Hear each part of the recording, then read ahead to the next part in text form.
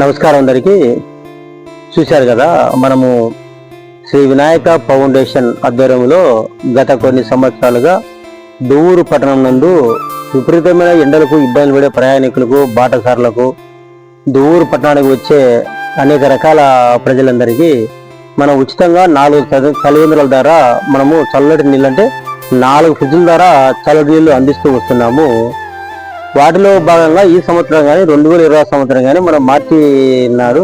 అంటే ముందుగానే మనము 365 రోజులు ఉండే చలివేంద్రాలు మన దూలు 2 ఏర్పాటు చేయడం జరిగింది. ఒక చలివేంద్రం వచ్చేసి స్టేట్ బ్యాంక్ దగ్గర శ్రీ వినాయక జిరాక్స్ దగ్గర, అక్కడ కంటిన్యూషన్ గా 365 రోజులు ప్రజలకు, ప్రయాణికులకు, పల్లె నుంచి వచ్చే, అంటే అనేక రకాల పనుల కోసం వచ్చే ప్రజలందరికీ ఉచితంగా చల్లటి నీళ్లు మనము అక్కడ ఏర్పాటు చేసి నిరంతరము అందిస్తూ వస్తున్నాము.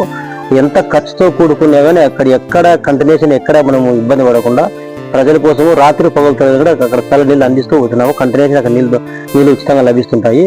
అలా 2వ చలివేంద్రం వచ్చేసి మనము దువ్వూరు నడి సెంటర్ అక్షర ఉంటే అక్కడ సెంటర్ కాబట్టి చాలా మంది ప్రజలు, బాటసాలు అక్కడ పనిచేస్తున్నారు కానీ ఎక్కువ అసలు వాళ్ళ కోసం మనము గత కొన్ని అక్కడ కానీ ఒక ఫ్రిడ్జ్ ఏర్పాటు చేసి అక్కడ కానీ మన ప్రజలకు ఉచితంగా చల్లటి నీళ్ళు అక్కడగా అందిస్తూ వస్తున్నాము. అక్కడ కానీ 365 డేస్ అంటే రాత్రి పోతే కంటిన్యూస్ అక్కడ కానీ నీళ్ళు అందిస్తాయి ప్రజలందరికీ. 3వ చలివేంద్రం కానీ మన ఈ మధ్య తీయడం జరిగింది. మీరు చూశారు కదా, మిల్లు దగ్గర అంటే ఇక్కడ మైత్రిబాయి రోడ్లో 3 చలివేంద్రం ఏర్పాటు చేయడం. అక్కడ కానీ మనము దాదాపు ఒక 4 నెలలు పెట్టి అక్కడ కానీ చాలా మంది అక్కడ కొన్ని వేల మంది అక్కడ దప్పిక తీసుకుంది. వాళ్ళు కానీ అక్కడ మనం తీయడం జరిగింది ఆ చలివేంద్రం కానీ అక్కడ. ఎందుకంటే వర్షం స్టార్ట్ అయింది కాబట్టి, ఎందుకంటే నీళ్ళకి అంత అవసరం ఉండదు కాబట్టి అక్కడ మనం చలివేంద్రం తీసేయడం జరిగింది. ఇప్పుడు మనము లైవ్ లో చూసే చలివేంద్రం వచ్చేసి 4వ చలివేంద్రము.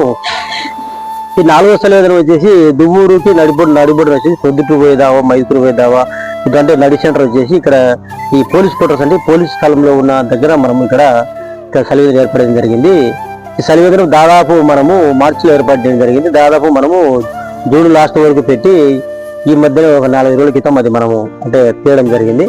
ఎందుకంటే దాదాపు అక్కడ కానీ కొన్ని వందల మందికి మనం, ఎందుకంటే ఎండ చాలా తీవ్రత కనుక వచ్చే ప్రజలందరికీ అక్కడ చలివేంద్రం ద్వారా అంటే ఫ్రిడ్జ్ ద్వారా మనము ఎంతో మందికి చల్లటి నీళ్ళు అందజేసి లైవ్ లో చూసారు కదా, మీరు కానీ అందరూ చూసింటారు. అక్కడ మనం దప్పికే జరిగింది. ఎందుకంటే ఈ మనిషికి ఈ సృష్టిలో ఉన్న ప్రతి ప్రాణికి ఆకలి, నీళ్లు దప్పికే ఆకలి, తర్వాత దాహమే చాలా ముఖ్యమైనది కాబట్టి ఇక మన చలివేంద్రం ద్వారా అక్కడ కొన్ని వేల మందికి మనము నీళ్ళు అందించి, ఎందుకంటే ఎండ తగ్గిపోవడం వల్ల ఇప్పుడు ఎందుకంటే వర్షం స్టార్ట్ అయింది కాబట్టి మనము ఇక మనము ఈ చలివేంద్రం తీసుకోవడం జరుగుతుంది. ఎందుకంటే చాలా సంతోషంగా ఉంది.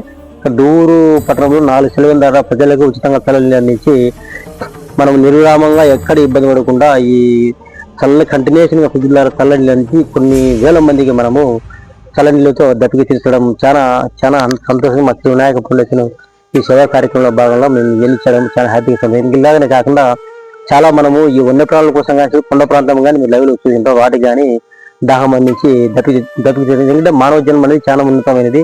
మనకు అవకాశం ఉంది కాబట్టి చేయాలి. ప్రతి ఒక్క మానవుడు ఏంటంటే మానవ సేవ మాధవ సేవ అన్నారు కాబట్టి ఏ సేవలు సరే మనం బౌద్ధ సేవలాగా చేసి మనము అన్ని రకాల సేవకార్యాలు చేసి మీ మన్నను పొందడం జరిగింది.